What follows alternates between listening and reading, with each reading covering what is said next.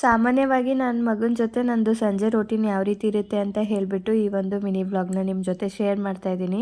ಇದು ಬಂದು ಮಂಗಳವಾರದ evening vlog ಆಗಿರುತ್ತೆ. ಸೊ ಇವತ್ತು ಸ್ವಲ್ಪ ಟೀ ಇತ್ತು, ಹಾಗಾಗಿ ಅದನ್ನು ಬಿಸಿ ಮಾಡಿಕೊಂಡು ಕುಡಿದ್ಬಿಟ್ಟು ಪಾತ್ರೆಗಳೆಲ್ಲ ಇದ್ವು, ಅವನ್ನೆಲ್ಲ ತೊಳೆದ್ಬಿಟ್ಟು ಇನ್ನು ಗ್ಯಾಸ್ ಬೆಳಗ್ಗೆಯಿಂದ ಅಡುಗೆ ಮಾಡಾದ್ಮೇಲೆ ಏನೂ ಕ್ಲೀನ್ ಮಾಡಿರಲಿಲ್ಲ, ಹಾಗಾಗಿ ಗ್ಯಾಸ್ ಸ್ಟವ್ನೆಲ್ಲ ನೀಟಾಗಿ ಕ್ಲೀನ್ ಮಾಡ್ಕೊತಾ ಇದ್ದೀನಿ.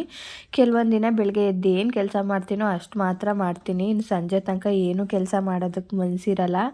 ಇವತ್ತು ಅಷ್ಟೇ ಬೆಳಗ್ಗೆ ಎದ್ದು ತಿಂಡಿ ಮಾಡಿಕೊಟ್ಟಿದ್ದಷ್ಟೇ, ಇನ್ನೇನು ಕೆಲಸನೇ ಮಾಡಿರಲಿಲ್ಲ. ನಾನು ನನ್ನ ಮಗನ ನೋಡಿಕೊಂಡು ಆಟ ಆಡಿಕೊಂಡು ಟೈಮ್ ಪಾಸ್ನ ಮಾಡಿದೆ. ಇನ್ನು ಸಂಜೆ ಅನ್ನೋ ರೀತಿ ಈ ರೀತಿ ಕೆಲಸಗಳನ್ನ ಮುಗಿಸ್ಕೊಂಡ್ಬಿಡ್ತೀನಿ. ಇನ್ನು ಅವ್ರಿಗೂ ಕೂಡ ಹಾಲೆಲ್ಲ ಕಾಯಿಸ್ಕೊಟ್ಬಿಟ್ಟು ನಾನು ಕೂಡ ಒಂದು ಗ್ಲಾಸ್ ಕಾಫಿನ ಇಟ್ಕೊಂಡು ಕುಡಿದೆ.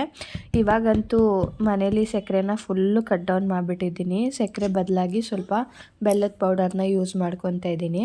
ಚೆರಿಗೂ ಅಷ್ಟೇ ಬೆಲ್ಲದ್ದನ್ನೇ ಅಭ್ಯಾಸ ಮಾಡೋಣ ಅಂತ ಹೇಳಿಬಿಟ್ಟು ಬೆಲ್ಲದ ಪೌಡರ್ಗೆ ಹಾಲು ಕಾಯಿಸಿ ಕೊಡ್ತೀನಿ. ಅವರು ಕುಡಿತಾರೆ, ಏನು ಬೇಜಾರು ಮಾಡೋದಿಲ್ಲ.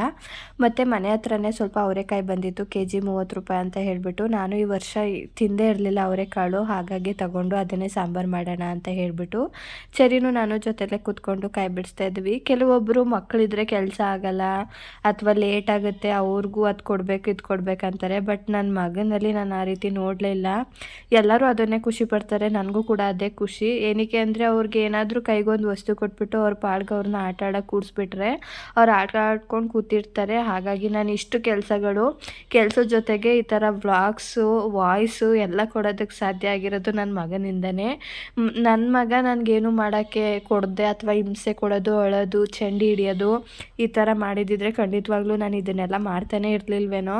ನಾನಂತೂ ಪುಣ್ಯ ಮಾಡಿದ್ದೀನಿ ಅನಿಸುತ್ತೆ ನನ್ನ ಮಗನ ಪಡೆಯೋದಕ್ಕೆ. ಇನ್ನು ಕಾಳೆಲ್ಲ ಬಿಡಿಸಾದ್ಮೇಲೆ ಹುಳಿ ಸಾಂಬಾರು ಮಾಡೋಣ ಅಂತ ಮಾಡ್ತಾಯಿದ್ದೀನಿ. ಕಾಳೇನು ನಾನು ಕುಕ್ಕರಲ್ಲಿ ವಿಷಲ್ ಹೊಡಿಸ್ಲಿಲ್ಲ, ಯಾಕೆಂದರೆ ಅಷ್ಟೇನು ಬಳ್ತಿರಲಿಲ್ಲ. ಕಾಳು ತುಂಬಾ ಚೆನ್ನಾಗಿತ್ತು, ಹಾಗಾಗಿ ಪಾತ್ರೆಲ್ಲೇ ಬೇಯೋದಕ್ಕೆ ಇಟ್ಬಿಟ್ಟು ಮಾಮೂಲಿ ಸಾಮಾನ್ಯವಾಗಿ ನೀವೆಲ್ಲ ಯಾವ ರೀತಿ ಮಾಡ್ತಿರೋ ಹುಳಿ ಸಾಂಬಾರು ಅದೇ ರೀತಿ ನಾನು ಮಾಡಿಕೊಂಡೆ.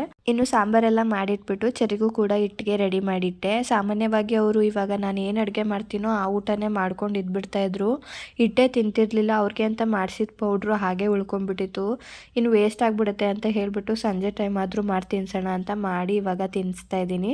ಸೊ ಇದಾಗಿತ್ತು ನನ್ನ ಇವತ್ತಿನ ಮಿನಿ ವ್ಲಾಗ್. ಇಷ್ಟ ಆದರೆ ಲೈಕ್, ಶೇರ್, ಕಮೆಂಟ್, ಅದ್ರ ಜೊತೆಗೆ ಫಾಲೋ ಮಾಡಿ.